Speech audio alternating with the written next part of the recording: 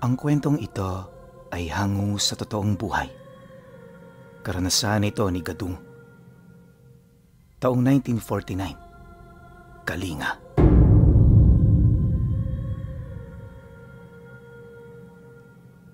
Dahil sa panggugulo ng mga tulisan sa kanilang lugar, nagpasya ang pamilya ni Gadung na lumipat sa baryo. Kasama niya ang kanyang mga magulang at 2 kapatid. Sa mga panahong ito, binata na si Gadung. Sinadya ng kanyang mga magulang na umalis sa kanilang baryo dahil nangangamba silang baka pilitin siyang sumali sa makakaliwang grupo. Magiliw naman silang tinanggap sa kanilang nilipatan. Nagawa rin nilang makapaglinis ng bahagi ng baryo na wala pang nagmamay-ari. Kaya doon na rin sila nagpatayo ng kanilang bahay. Sa mga unang araw nila roon, wala naman silang napapansing kakaiba. Subalit, 3 araw bago ang kabilugan ng buwan, nagtaka si Gadung kung bakit parang may kung anong pinaghahandaan ng mga tao. Upang malaman kung ano ang rason ng pagiging gano'n ng mga tao, napagpasya nilang pumunta sa pinakamalapit na kapitbahay nila. Nasa kalagitnaan na sila ng kanilang paglalakad nang makasalubong nila ang isang matanda. Iiwas sana ang ama ni Gadung, pero nagpatuloy naman ang binata sa kanyang paglalakad. Nang ilang di pa na lamang ang layo nila sa nasabing matanda, medyo nag-alangan ng dumiretso si Gadung.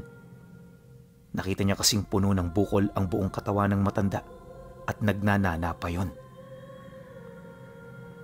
"Anak, huwag tayong dumiretso at magkunwari na lang tayong lilihis ng daan. Baka mahawa pa tayo sa kanya." Nang marinig naman ni Gadung ang sinabi ng kanyang tatay, napailing siya rito at ipinagpatuloy ang kanyang paglalakad. Nang makalapit na sila sa matanda, napatitig yun sa kanya na parang may kung anong kailangan. Dahil dito, nagtanong na si Gadung kung ano ang kanyang maipaglilingkod. "Ilang gabi na lang at bilog na ang buwan. Kayong mga dayo, kailangan nyo ring mag-ingat at maghanda. Lalabas sa kuweba ang kinakatakutan ng mga tao rito." "Ho? Anong ibig niyong sabihin? Anong kanilang kinakatakutan?" "Kahit na malaman mo man kung ano yon, wala ka naman sigurong magagawa. Naging pabaya ang mga taga rito at natakot silang ipaglaban ang kanilang nayon. Kaya pinagsamantalahan sila ng nilalang na nandoon." Napakunot noo si Gadung dahil sa sinabi ng matanda. Naintriga siya sa kung anumang nilalang ang lumalabas sa kuweba tuwing bilog ang buwan, kaya mas nag-usisa siya rito. Hinikayat pa siya ng kanyang tatay na magpatuloy na sa paglalakad para magtanong sa kanilang mga kanayon, pero sinabihan na lang siya ni Gadung na mauna na lamang. Wala namang nagawa ang kanyang tatay kung hindi ang iwan na muna siya roon. Napatingin na lang si Gadung sa kanyang ama habang papalayo ito. Nang tuluyan na itong makalayo, inilalaya niya ang matanda para makausap sa lilim ng pinakamalapit na puno. Nung nandun na sila, inusisa niya ito patungkol sa nangyayari sa nayong kanilang nilipatan. "Kapag dumating ang kabilugan ng buwan, lalabas ang mga aswang na kinakatakutan ng mga tao rito. Maswerte lang kung nasa loob ka ng iyong tahanan dahil hindi ka nila mabibiktima. Kadalasan tanging mga hayop lang ang kanilang kinakain. Pero kapag may nakita silang mga tao, siguradong lalantakan din nila ito." "Mga aswang ho? Saan ko sila matatagpuan? Bakit tuwing kabilugan ng buwan lang sila lumalabas?" Napatitig sa malayo ang matanda. Ilang sandali rin siyang naging tahimik hanggang sa maibaling ulit nito ang kanyang pansin kay Gadung. "Sapagkat sa liwanag ng buwan sila kumukuha ng lakas. Ang mga aswang na tinutukoy ko ay nagsisilbi sa isa pang mas makapangyarihang aswang na may dugong agta. Dumaraan sila sa isang kuweba na malapit dito sa inyo. Halos umalis si Gadung sa kanyang kinauupuan dahil sa kanyang nalaman. Pero dahil gusto pa niyang magkaroon ng karagdagang impormasyon patungkol sa mga aswang na yon, nanatili siya at nakinig sa naging kwento ng matanda sa kanya na nagpakilalang isang albularyo. Kalaunan, nalaman niyang minsan ang binihag ng mga aswang ang matanda at binantaan. Kaya wala na siyang nagawa kundi ang makipagtulungan sa mga aswang. Ngayong malaya na ako, gusto kong puksain ang mga aswang na yon. Pero masyado na akong matanda para gawin ang bagay na yan. Pagkawi ka nito, napatitig siya ng makahulugan kay Gadung. Lumakas ang kabog ng dibdib ng binata dahil sa ikinilos ng matanda. Ikaw lang ang alam kong makakatulong sa akin. Patayin mo ang mga aswang at magiging payapa ang buhay ninyo rito. Ha? Ako po? Paano ko naman gagawin yun? Wala akong alam sa pakikipaglaban. At isa pa, umalis nga kami sa dati naming tirahan dahil magulo doon. Ayoko ho ng gulo. Hindi mo naman ito gagawin para sa sarili mo lang.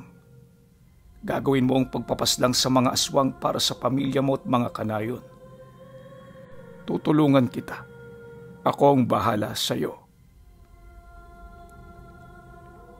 Hindi na alam ni Gadung ang kanyang sasabihin.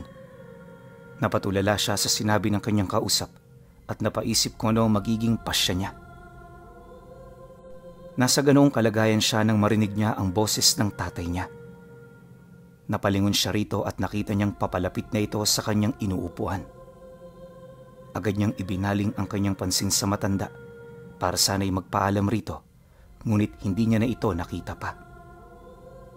Iginala pa niya ang kanyang paningin, subalit wala na ito roon. Ang mas ikinagulat pa ni Gadung ay nang makita niya ang isang patalim na may hahalin tulad sa palakol. May kung anong nag-udyok sa kanya para kunin yon, kaya dinampot niya ito. Sinabihan pa siya ng kanyang tatay na iwan na lang ang nasabing bagay roon sa lilim ng puno. Pero nagdahilan siyang baka may paggagamitan pa sila roon kung sakali. Umuwi na lang siya at nang nandun ay tinalakay nila ang patungkol sa kinakatakutan ng mga tao sa nayo nila. Nalaman ni Gadung na tugma ang sinabi ng matanda sa kanya at ang impormasyong nakuha ng kanyang tatay mula sa mga taga-nayon. Kailangan nating maghanda. Mababagsik ang mga aswang na lalabas pagdating sa kabilugan ng buwan. Kailangan siguraduhin natin na hindi tayo mapapasok ng mga yon. Nabahala na si Gadung, kaya noon din mismo umalis sila ng kanyang tatay para manguha ng kawayan. Nang makabalik na sila sa kanilang bahay, pinatulis nila ang dulo nito tsaka inilagay sa kanilang mga bintana at ibabaw ng bubungan.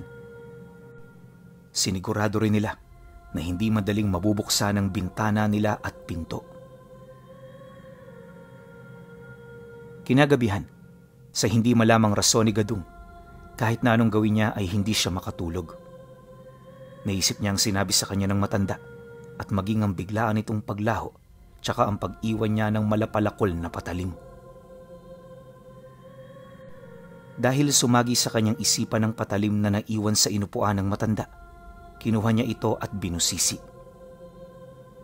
Nagulat pa siya nang may mapansin siyang may kung anong nakaukit na simbolo roon na hindi naman niya alam kung ano ang kahulugan. Nasa kalagitnaan siya ng kanyang pagtitig sa nasabing patalim nang may mapansin siyang malausok na figura na bigla ang lumitaw sa kanyang harapan. Napatitig siya roon at halos mapasigaw siya nang makita ang isang lalaki na nakabihis na parang katutubo. Kita rin niya na puno ng mga batok ang buong katawan ng lalaki, kaya kinutuban siyang hindi yun isang ordinaryong tao. Ang hawak mong patalim na yan ay isang sinawit. Marami na ang ulong napugot niyan at gusto ko na yan din mismo ang gagamitin mo para patayin ang mga aswang. Patawad nga pala kung nagsinungaling ako sa'yo. Hindi ako isang albularyo. Isa akong mandirigma na namuhay noong unang panahon. Nanlamig ang buong katawan ni Gadung at nanindig ang mga balahibo niya dahil sa kanyang narinig. May mga sinabi pa ang aparisyon na lalaki sa kanya patungkol sa mga naging karanasan at pati na kung paano matatalo ang mga aswang na umaatake sa kanayunan. Kapag nasugatan mo sila sa leeg, sigurado na hindi na sila gagaling. Mag-iingat ka lamang dahil maliliksi sila, lalo na kapag pagapang kung umatake. Mas maigi kung mapupugutan mo sila ng ulo para hindi na sila mabuhay pa. Napatango si Gadung dahil sa sinabi ng lalaki sa kanya. Walang ano-ano, lumapit ito sa higaan niya at ipinatong nito ang kanyang palad sa noo ng binata. Walang ano-ano, naramdaman ng binata ang mainit na enerhiyang humagod mula sa ulo niya hanggang sa kanyang paanan. Dahil hindi niya inaasahan ang mararanasan niya, napabangon siya sa kanyang higaan. Anong ginawa mo sa akin? Kumalma ka lang, dahil ikaw na magmamay-ari ng aking sinuwit. Kailangang mapasayo na rin ang aking bertud, nang sa gayoy kagaya ko, mauutusan mo gamit ang isip at salita ang aking sandata. Isa pa, kapag may narinig kang kakaibang tunog, palatandaan yun na merong mga kalaban. Nang marinig naman ni Gadung ang sinabi ng katutubong lalaki, nanlamig ang kanyang buong katawan. Hindi na niya nagawa pang magtanong dahil nanuyot ang kanyang lalamunan. Sinabi pa ng lalaki sa kanya na magkakaroon siya ng pambihirang lakas at liksi dahil sa isinaling bertud nito sa kanya. Pagkatapos magwika, bigla ang nawala ang katutubong lalaki. Nabalot naman ang katahimikan ng paligid at hanggang sa mga sandaling yon, nanlalamig pa rin ang buong katawan ni Gadung. Napatitig siya sa sinawit at nagtaka siya nang mawaring may kung anong puwersang nagkokonekta sa kanilang dalawa. Pagkatapos ng pangyayaring yon, nakaramdam ng antok si Gadung. Hindi niya napigilan ang kanyang sarili at nakatulog siyang hawak ang sinawit. Kinabukasan, nagising siyang sobrang sigla ng kanyang katawan. Nang makita niyang katabi pa niya ang sinawit, naisip niyang baka pagalitan siya ng kanyang ama dahil doon. Bumangon siya at itinago yun sa ilalim ng kanyang higaan. Pagkatapos nito, lumabas siya sa kanyang silid at inabutan niya ang kanyang tatay na nakikipagkwentuhan sa isa nilang kanayon. Nalaman ni Gadung na may 2 tao nang nabiktima ang mga aswang kahit hindi pa kabilugan ng buwan. Sinabi naman ng kanyang tatay na baka higit pa ron ang mangyayari kapag tuluyan ng naging bilog ang buwan. Dahil sa kanyang mga narinig, naisip ni Gadung na lumabas kinagabihan para magbantay sa paligid. Nangamba siyang baka may mabiktima pa ulit ang mga aswang. Napagtanto niya rin kailangan niyang malaman kung saan kuweba nagtatago ang mga nilalang para mapuksa niya kaagad ang mga ito. Kinagabihan, pagkatapos maghapunan, pumasok siya sa kwarto niya. Inihanda niya ang kanyang sarili at pinakiramdaman ang kanyang mga magulang. Nang mapansin niyang himbing na sa pagtulog ang mga ito, kinuha niya ang sinawit at lumabas sa kanilang bahay. Gumala siya sa kanayunan nila at nang wala naman siyang napapansing kakaiba sa paligid, nagpasya siyang pumunta sa kasunod na nayon na malapit na sa bundok. Habang papalapit siya roon, napansin niyang nagiging iba ang ihip ng hangin. Hindi normal ang katahimikan, kaya inihanda niya ang hawak niyang sinawit. Walang ano-ano, naramdaman niyang gumagalaw ang sandata niya, kaya sinubukan niyang bitawan ito. Nagulat na lang ang mga mata ni Gadung nang makita niyang lumutang ito sa ere at tila may sariling buhay. Sige, kung totoong sinabi sa akin ng tunay mong may-ari, hanapin mo ang mga aswang na nandito sa lugar na to at susundan na lang kita. Pag-uwi ka ni Gadung, nakita niyang lumayo ang sinawit. Ilang segundo rin siyang natigilan dulot ng pagkamangha, pero nang maisip niyang kinakailangan niyang masundan agad ito, tumakbo na rin siya para habulin yon. Nasa kalagitnaan siya ng kanyang pagtakbo nang makarinig siya ng ungol ng isang hayop. Naging malakas ang duda niya na isang baka o kalabaw yon, kaya tinuntun niya ang pinanggagalingan nito. Noong malapit na siya rito, naninag niya ang isang hayop na nakahandusay habang may dalawang nilalang nakatabi nito. Nakita niya ring tumigil sa paggalaw ang sinawit. Sige, sugurin mo ang dalawang nilalang na yan at patayin. Ipakita mo sa akin ang kakayahan mo kung totoo ngang mahiwaga ka. Pagkauwi ka ni Gadung, umatake sa dalawang aswang ang sinawit. Nagulat naman ang mga nilalang. Bago pa man sila makagawa ng kung anumang aksyon, nagilita na ang isa sa leeg. Sinubukan pang dakmain niyo ng isa pang nilalang, pero kusang gumalaw ang sinawit at nasugatan ang aswang sa kanyang braso. Nung mga oras na yon, naalala ni Gadung ang sinabi sa kanya ng lalaki, kaya nagmadali siyang lumapit sa dalawa.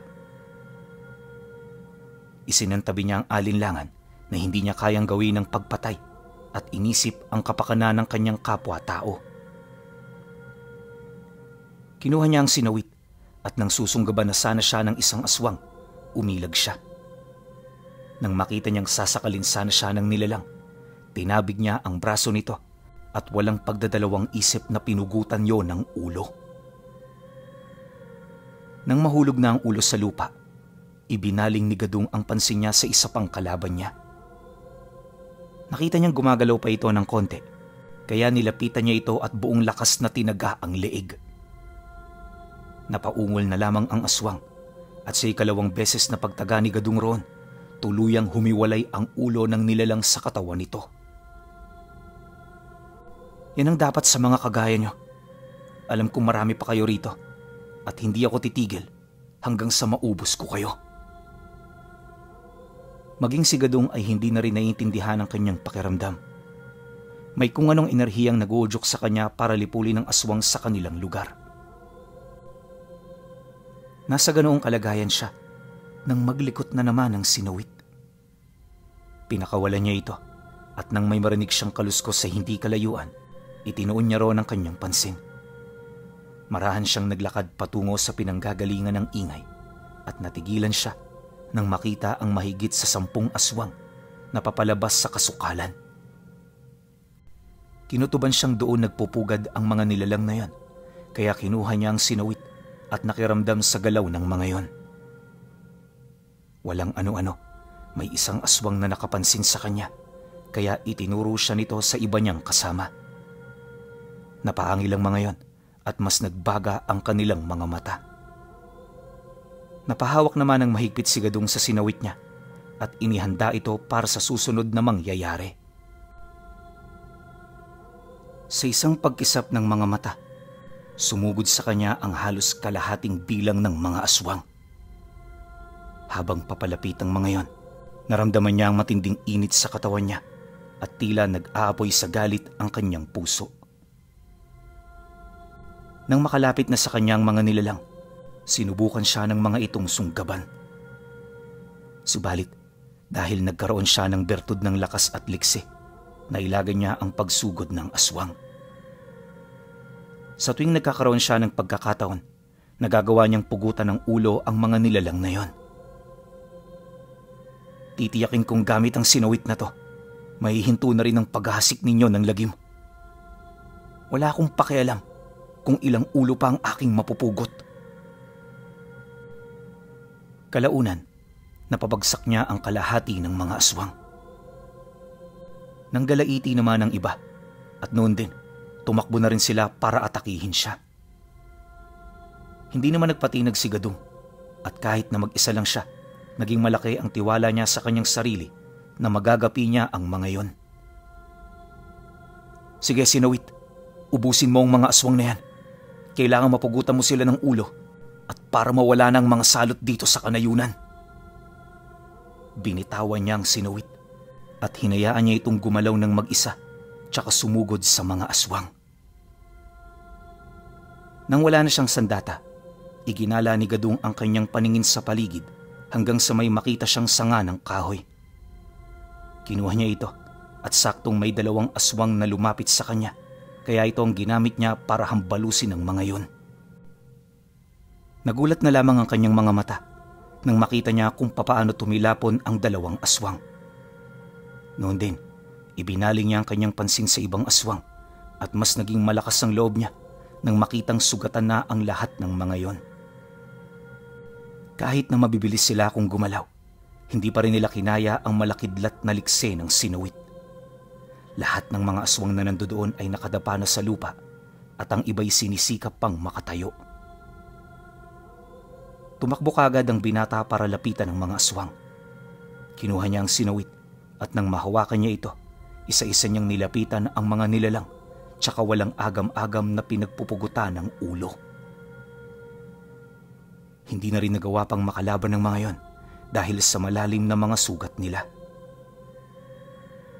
Noong lahat ng mga aswang na nandoon ay napugutan na niya, nakarinig siya ng pagkaluskos. Naalala niya ang nilalang na hinambalos niya ng sanga. Susugurin sana niya ang mga ito, pero mabilis na nakaalis ang mga yon.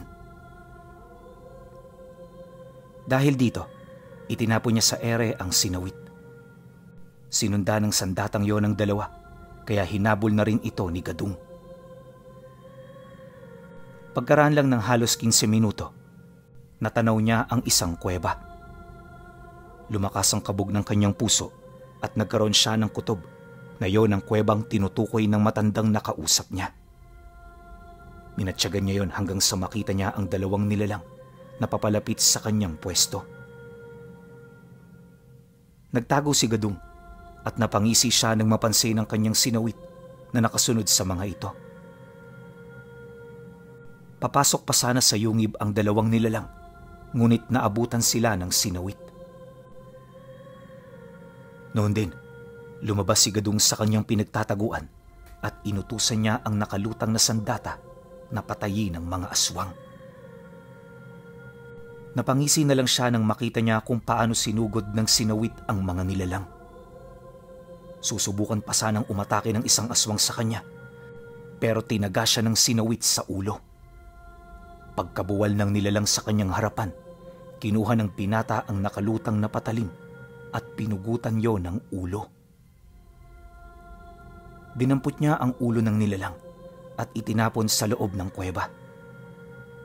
Pinakiramdaman din niya ang loob nun, ngunit nagtaka siya dahil wala naman siyang nararamdamang kakaiba roon. Kung dyan kayo nagtatago, malalaman ko rin. Humanda kayong mga nilalang kayo sa akin. Hindi ko bibiguin ang may-ari ng sinawit na ito. Lahat kayong mga aswang, pupugutan ko ng ulo. Naisip niyang umuwi na muna at nang makapagpahinga. May nabuo na rin siyang plano sa kanyang isipan kapag dumating na ang kabilugan ng buwan. Dahil tulog na ang mga tao sa kanayunan, kampante siyang walang nakakita sa kanyang ginawa. Umuwi siya sa kanilang bahay at naglinis siya ng katawan. Itinago na rin niya ang sinawit bago siya tuluyang matulog. Kinaumagahan, pagkagising niya, inihanda agad niya ang kanyang sarili.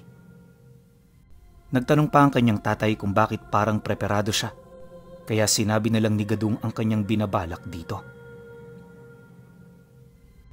Tay, natagpuan ko na ang kuweba ng mga aswang na kinakatakutan ng mga taga rito. May naisip akong plano. Kailangang hindi sila masinaga ng buwan para hindi mag-iba yung kanilang lakas. Papasukin ko ang kuweba nila at doon ko sila haharapin. Teka, paano mo naman gagawin yan? Isa kang simpleng binata lang na hindi nga alam kung paano makipaglaban sa mga nilalang na yun.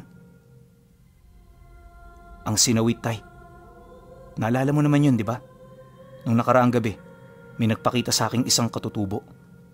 Sinabi niyang siya ang nagmamay-ari ng sinawit. At tama siya. Gumagalaw ito ng mag-isa at kaya kong utusan yon. Inilarawan ni Gadung ang itsura ng katutubong lalaki at nagulat ang kanyang ama. Teka, kung hindi ako nagkakamali, ang tinutukoy mo ay ang bayaning si Bana. Siya lang ang may sandatang ganun at wala nang iba pa. Nag-init ang buong katawan ni Gadung nang marinig niya ang sinabi ng kanyang ama. May dumaloy na enerhiya sa kanya nang banggitin ng tatay niya ang sinasabing may-ari ng nakuha niyang sinawit. Naisip niyang baka nagkaroon ng reaksyon ang naisaling bertud sa kanya nang mabanggit ng tatay niya ang patungkol doon.